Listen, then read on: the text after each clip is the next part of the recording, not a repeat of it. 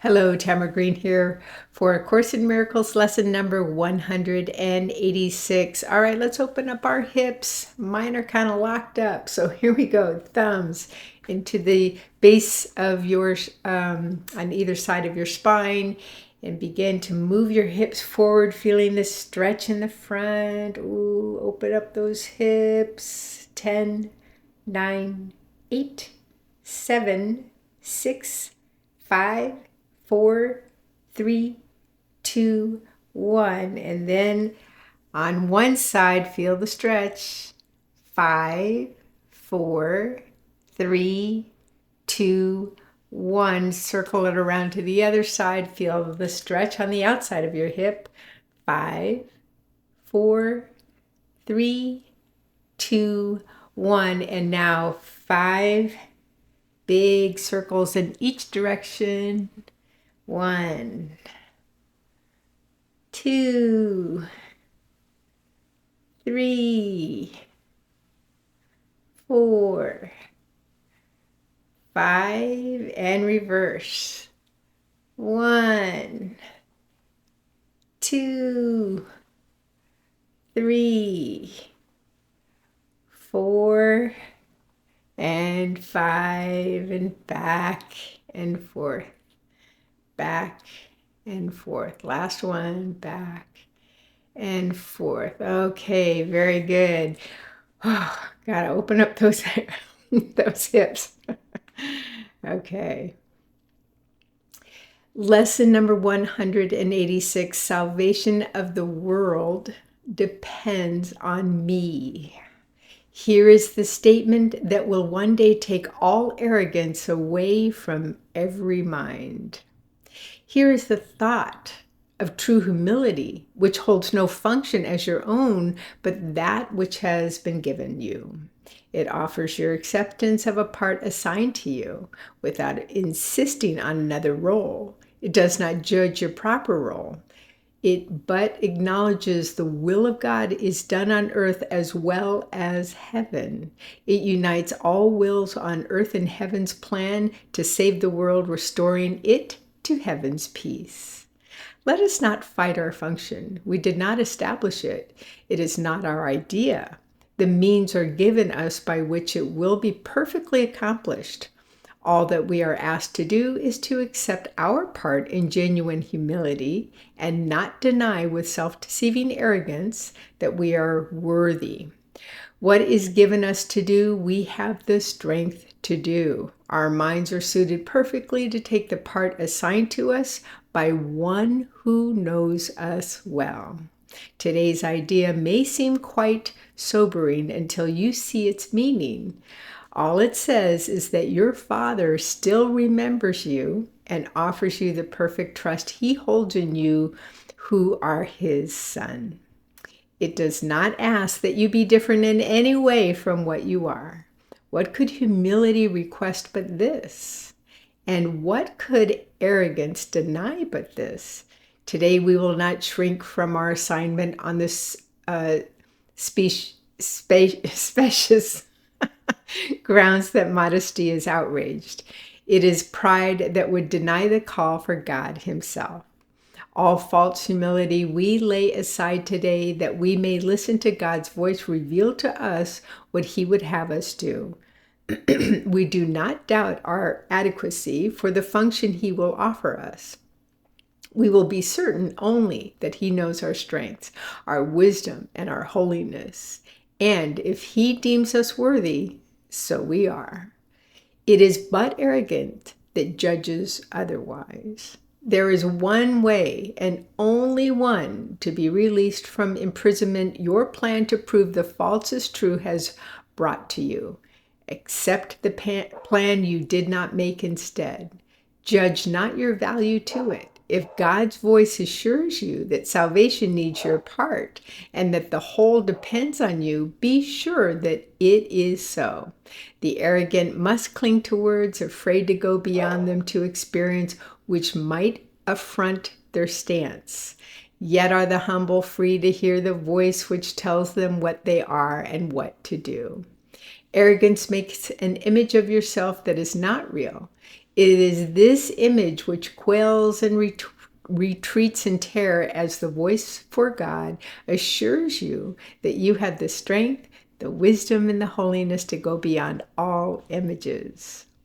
You are not weak, as is the image of yourself. You are not ignorant and helpless. Sin cannot tarnish the truth in you, and misery cannot come near the holy home of God. All this, the voice for God relates to you, and as he speaks, the image trembles and seeks to attack the threat it does not know, sensing its bases crumble. Let it go. Salvation of the world depends on you and not upon this little pile of dust. What can it tell the Holy Son of God? Why need he be concerned with it at all? And so we find our peace. We will accept the function God has given us, for all illusions rest upon the weird belief that we can make another for ourselves.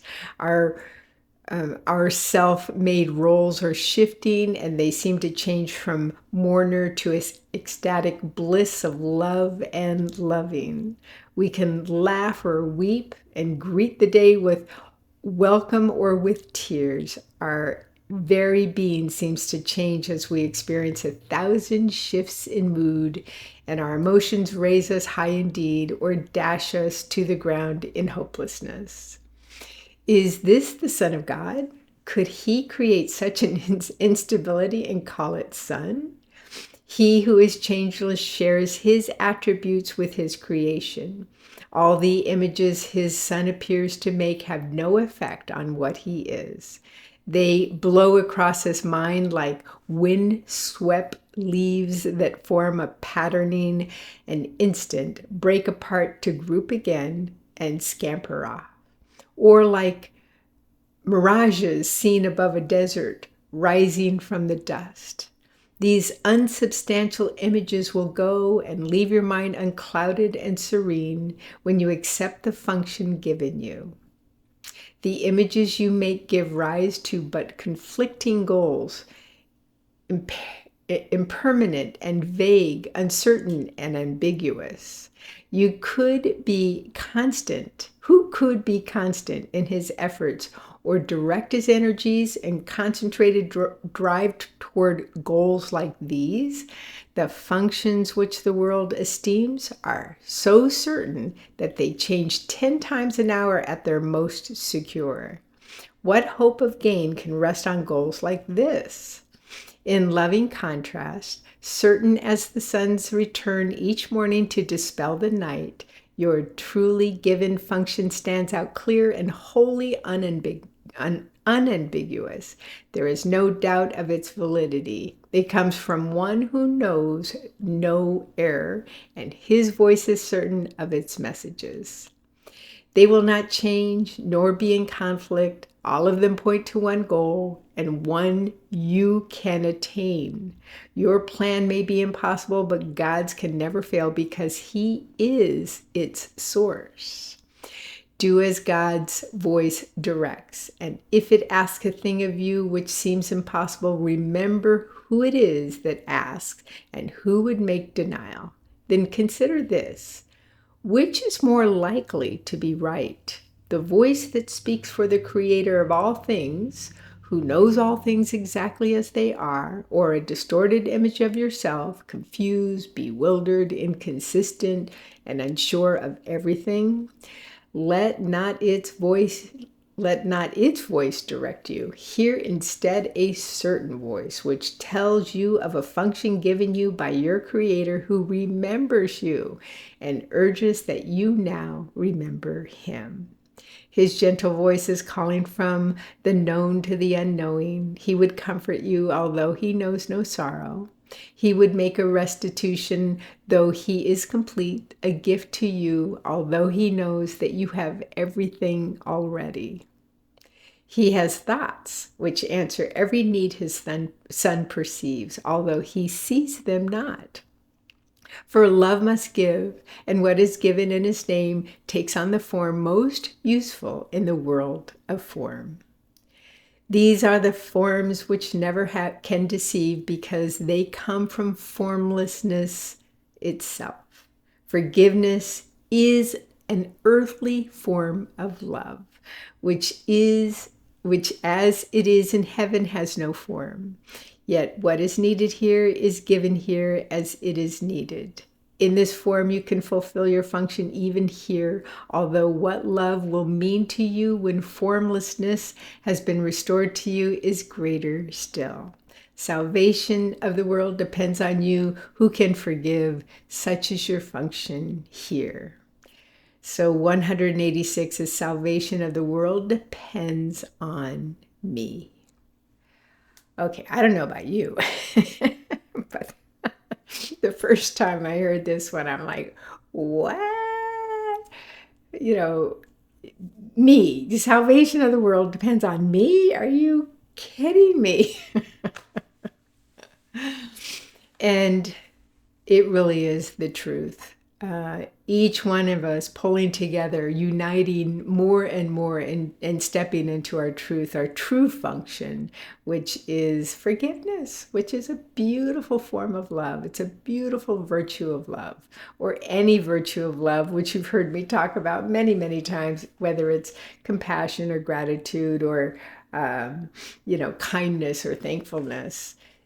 These are the attitudes, the feelings, the energies that we put out that really does change the world. It is, I guess I'll say, part of the puzzle piece of the salvation of this world. And each one of our contributions to that is powerful indeed.